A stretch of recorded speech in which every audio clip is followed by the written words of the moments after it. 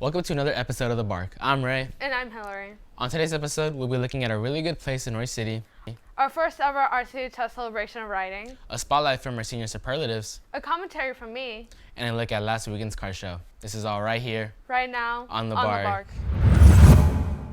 I love your shirt. Where did you get it? At The Good Place. The Good Place? Where's that? Our reporter went downtown Royce City to find out. Right downtown Royce City, you will find a really amazing new thrift store, The Good Place, where there's something for everyone. I've shopped here ever since they opened. Yes. I find lots of really neat things. The Spanky and Buckwheat dolls, my sister was eyeballing those so bad. I'm going to surprise her and let her know I got them for her. Let's meet Jo Neal Melody, who along with her sister, had the vision that made The Good Place a reality. It began with a vision from my younger sister. She had volunteered some at Helping Hands, and she thought that Royce City needed a similar ministry. And so it sounded like fun working with my sister, it's kind of like a big garage sale, and that was how we started. Along with Jo Neal and her sister, the volunteers are a huge reason for the success of the store.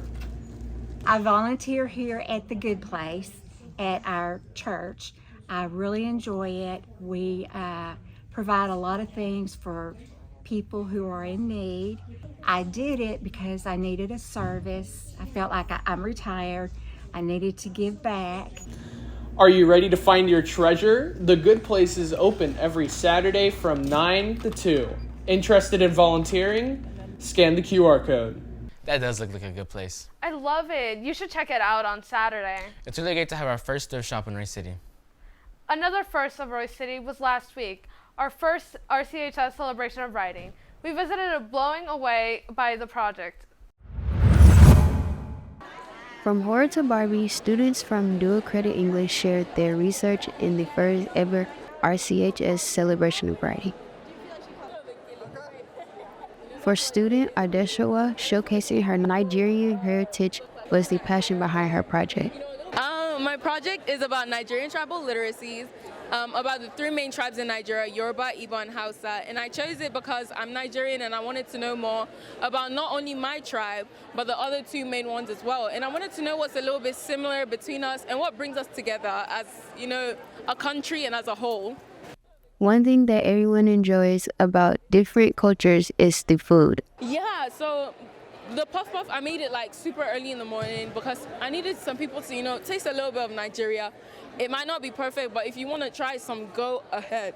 Personal passion was also the inspiration for Litsy's research. My project is over high school theater, the literacy devices used in high school theater and how it impacts students. I chose it because this year I joined high school theater and it has impacted me a lot. It has changed my life, even if it's just 1 year, but that is why I chose high school theater. It has changed me. Some students' interests were on darker subjects like Elizabeth research into Lizzie Borden. My project is about gender bias in court cases. I'm using Lizzie Borden as an example. It helped because it was a bit more in depth. We got to choose our own topic, how we did it, how we decided to go about it, who we decided to interview.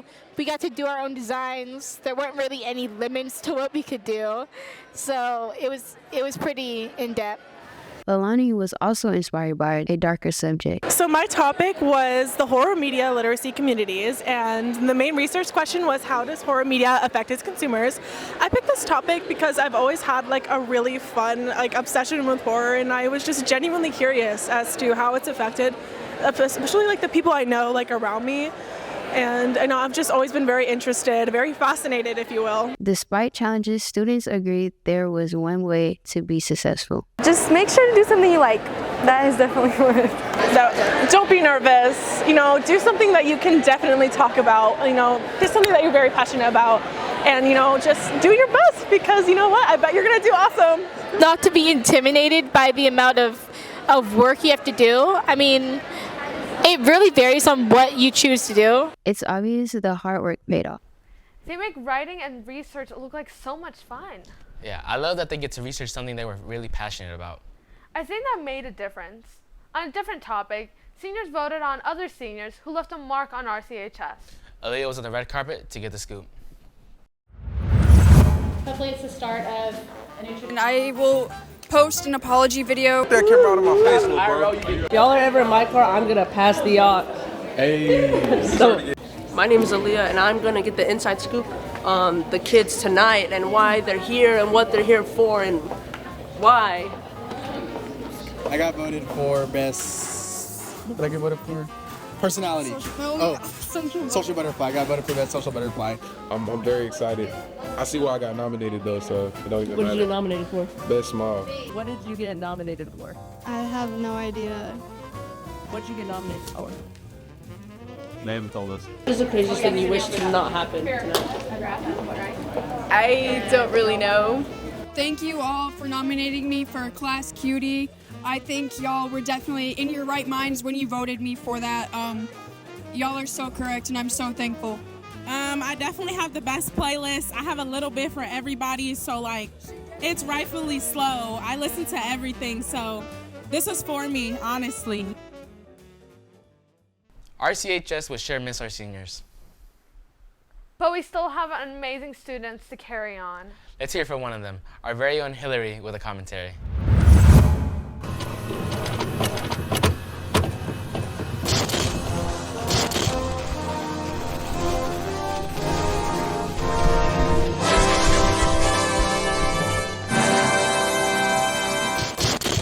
Dead.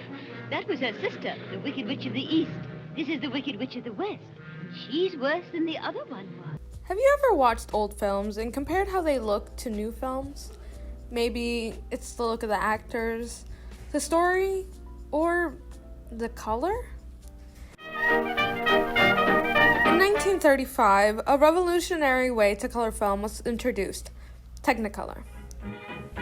Technicolor is a way of recording 2 consecutive frames on a single strip of black and white film, one behind a green filter and another one behind a red filter. Even though the original version was created in 1916, and after much change, it resurfaced and finally became popular with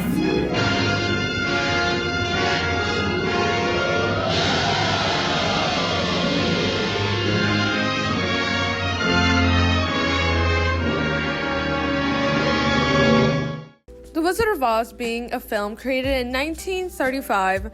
The story of Oz isn't that important, but how it affected people. Not the thousands of rumors or controversy surrounding the production of the movie, but how it changed the way color was filmed. Well, at least for a short while.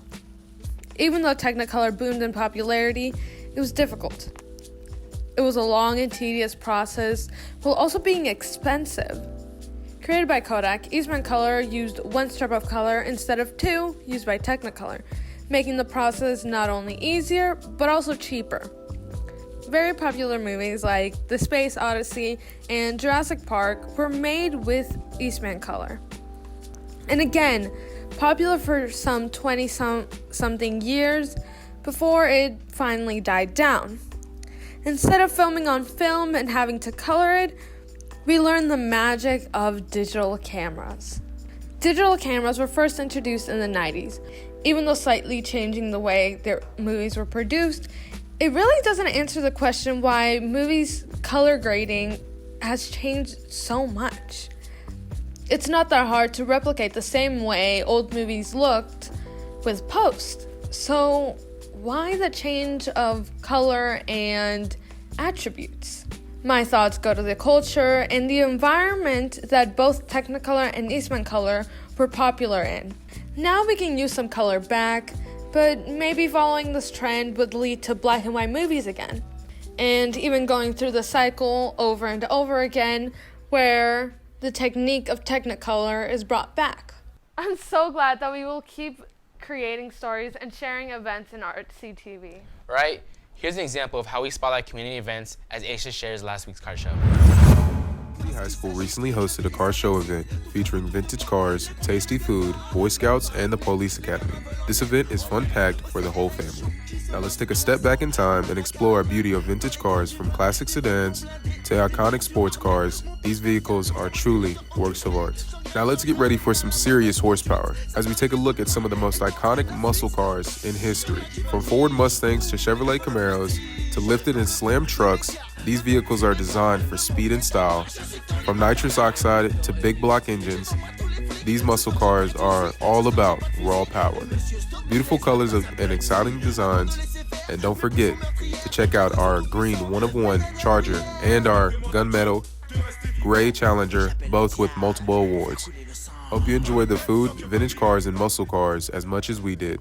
Don't forget to tune in next time for automotive fun and excitement. Thanks for joining us. See you next time. This is Cameron for RCTV, signing off. Comme le prédateur, je ne sors que la nuit. Cette fois encore la police et l'ennemi. Je souhaite la meute, personne ne bute. Ça sent l'émeute, ça commence. La foule crie vengeance par tous les moyens nécessaires. Réparer l'offense, la ville est quadrillée. That's all for this week, Bulldogs. To watch more episodes, go to youtube.com/RCTV Teen News. This has been Ray and Hillary with the Bark.